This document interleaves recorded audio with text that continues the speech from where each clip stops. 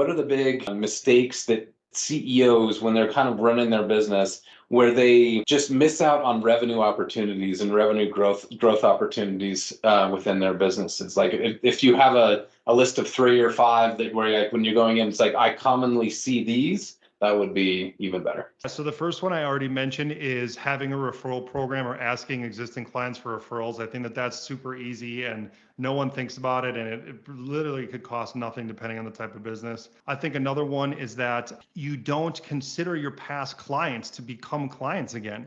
For instance, at Anytime Fitness, when we had a sale coming up, we would always email the list of people who used to be a member. And, generally we wouldn't, it's not like we would get 50 new people, but we'd get a handful that would come from that list and become a member again. And that, we already had their contact information. They already knew the business. They already knew how everything worked. It literally was so easy to get them on board. You just send them an email and say, we have a sale. People don't think about doing that with their past customers.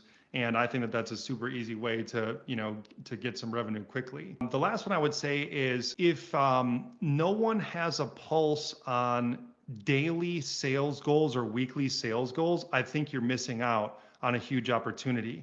I do think a lot of times that business owners think that monthly sales goals are enough. And I do agree that, of course, you have to have a monthly sales goal. But a lot of times what happens is a salesperson or a sales department will have a monthly sales goal and then they'll miss it. And then they'll have a new goal, and then they'll miss it. And they keep missing it.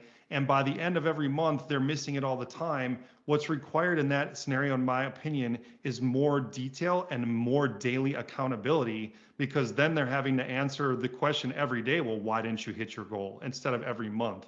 And that generally either gets people to perform or gets them to quit. And honestly, either one is what you're looking for.